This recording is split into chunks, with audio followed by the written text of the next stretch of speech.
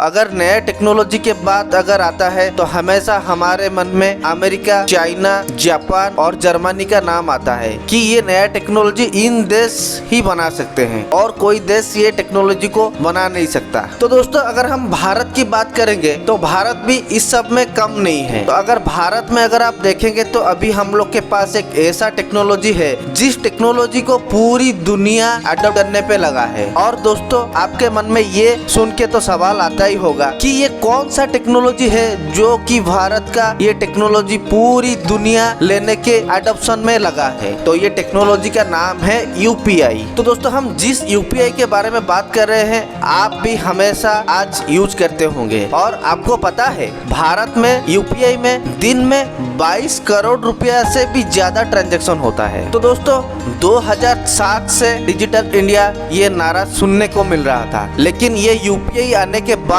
हमारा digital India बनने का सहयोग इसी यूपीआई के तौर से हुआ। आज हम लोग जो यूपीआई को 5 रुपया 10 रुपया जो पैसा भेज रहे हैं, इस यूपीआई के मदद से हम ये टेक्नोलॉजी को भारत को डिजिटल इंडिया बनाने का सपना सच हो रहा है। और दोस्तों ये यूपीआई टेक्नोलॉजी को देख के गूगल ने भी अमेरिका को सलाह दे दिया कि आप भी यूपीआई जैसा टेक्नोलॉजी बनाना चाहिए और भारत से यूपीआई टेक्नोलॉजी आप खरीद के अमेरिका में इम्प्लीमेंट करना चाहिए। तो दोस्तों क्या यूएसए ये यूपीआई टेक्नोलॉजी को अडॉप्ट करेगा? उसका सीधा सा जवाब ये है ना। क्यों? अमेरिका भारत की ये यूपीआई टेक्नोलॉजी को लेके बहुत ही सख्त आ रहा है। तो दोस्तों हाल ही में अभी यूपीआई 2.0 लॉन्च करने की तैयारी खत्म हो गया है। तो दोस्तों आज हम जानेंगे यूपीआई 2.0 आने के बाद कैसा कैसा हम लोग का काम सरल हो जाएगा और क्या ये पहले यूपीआई से भी ज्यादा बेहतर है या नहीं है। पहला वर्जन यूपीआई जब डिजिटल इंडिया को पूरा नाम ही दे दिया और ये यूपीआई 2.0 और ज्यादा क्या करने वाला है, तो आज इस वीडियो में हम ये सब बात करेंगे। तो दोस्तों अगर आप इस चैनल में नया है तो सब्सक्राइब करना ना भूलिए। तो दोस्तों अगर हम देखेंगे तो यूपीआई को भारत में 2016 में लॉन्च किया गया था। तो 2016 के बाद इस यूपीआई में बहुत इनक्रेडिबल ग्रोथ देखने मिला। तो अगर भारत में यूपीआई यूजर करने वाले लोगों की संख्या के बारे में हम बात करेंगे तो ये 30 करोड़ से भी ज्यादा आंकड़े टप गया है और हर महीने यूपीआई से 10 लाख करोड़ से भी ज्यादा का ट्रांजैक्शन हो रहा है। आप लोग और मेरे मन में एक ही सवाल आता है, यूपीआई अचानक से इतना ग्रोथ कैसे किया? तो दोस्तों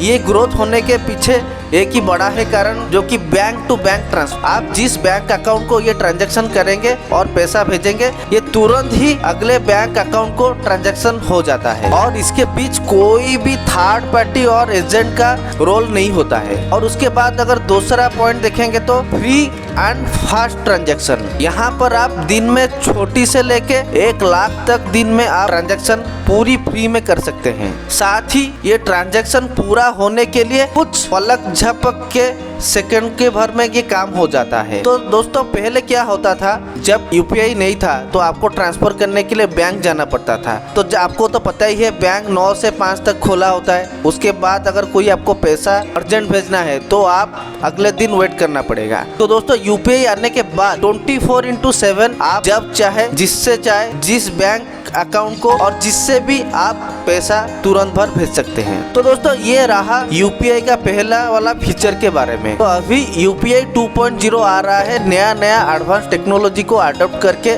और भी अच्छे तरीके से यूपीआई 2.0 लॉन्च हो रहा है। और यूपीआई 2.0 में कई सारे नए फीचर भी जल्द ऐड होने वाला है।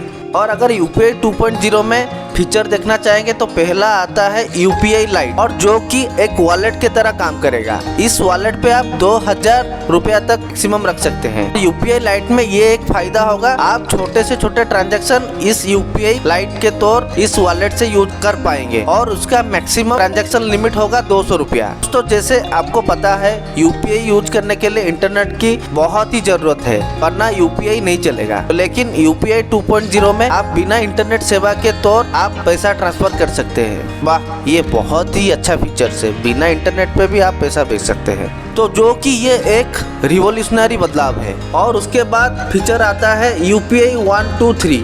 और आपको पहले जैसे यूपीआई यूज करने के लिए स्मार्टफोन की जरूरत था, यूपीआई 1 2 3 पे आपको बिना स्मार्टफोन बिना इंटरनेट के तौर भी आप पैसा भेज सकते हैं। ये पैसे भेजने के लिए आप इसमें आपकी फोन में एक IVR नंबर पे वॉइस कॉल करना होगा। उसके बाद आपके सामने बहुत सारे ऑप्शन आ जाएंगे, जैसे आपको पैसे भेजने के लिए 1 दबाएं, जैसे पैसा मांगने के लिए 2 दबाएं, और आपके खाते पे बैलेंस चेक करने के लिए 3 दबाएं, और इसी तरह से कहीं सारे ऑप्शन आपको मिलेंगे। और इसको आप जरूरत के खातिर अब किसी भी ऑप्शन को आपके जरूरत के हिसाब से आप यूज कर सकते हैं। जैसे अगर आपको पैसे भेजना है तो जैसे मैं आपको बोला नंबर 1 पे आपको क्लिक करना होगा। पैसे आपको किससे धार किसको मांगना है, रिमाइंड करना है, तो आपको ऑप्शन 2 दबाना होगा। और उसके बाद जिस नंबर को आपको भेजना चाहते हैं उसी नंबर को आपको एंटर करना पड़ेगा, और उसके बाद उसी नंबर को एंटर करने के बाद आपको दिखाएगा आपको कितना पैसा भेजना है। आपको जितना पैसा भेजना है उसी अमाउंट को आपको